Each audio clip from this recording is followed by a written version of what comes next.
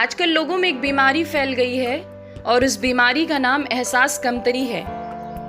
तो अगर किसी में ये बीमारी पैदा हो जाए तो उसे डरने की बात नहीं है, क्योंकि इसका इलाज आसानी से किया जा सकता है।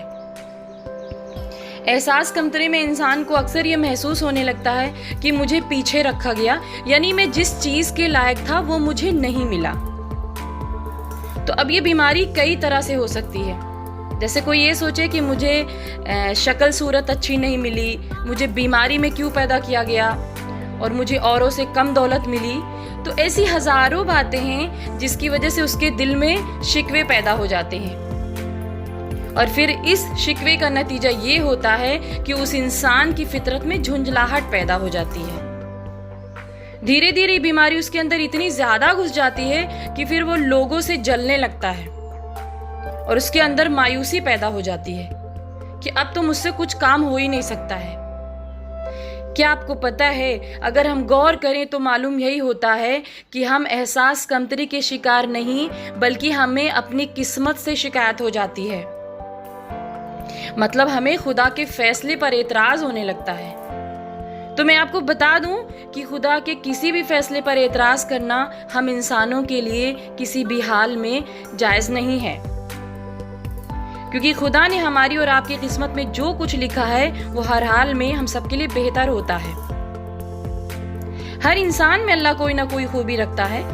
किसी को अल्लाह बहुत ज्यादा खूबसूरती दे देता है, तो किसी को बहुत ज्यादा पढ़ाई लिखाई में माहिर बना देता है, और किसी को बहुत पैसे से नवाज देता है, और किसी को बहुत अच्छी कदकाठी दे देता है। बस गौर करने वाली बात होती है। अगर आप अपना जायजा लें तो वाकई आपको अपने अंदर भी कुछ ना कुछ जरूर दिखाई देगा जो आपके अंदर होगा, लेकिन जरूरी नहीं कि वही चीज किसी दूसरे के अंदर भी हो।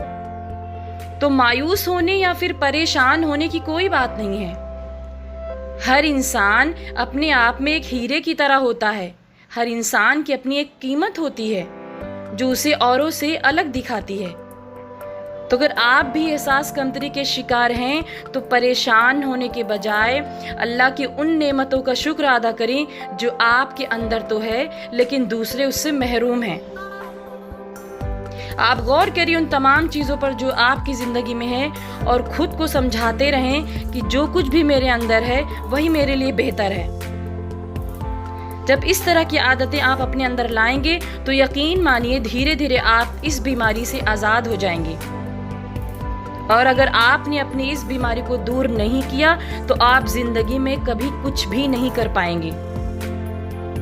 तो खुद से वादा करें कि मैं अब दोबारा इस बीमारी का शिकार कभी नहीं बनूंगा, और अल्लाह ने जो कुछ हमें दिया है उसका हमेशा शुक्र अदा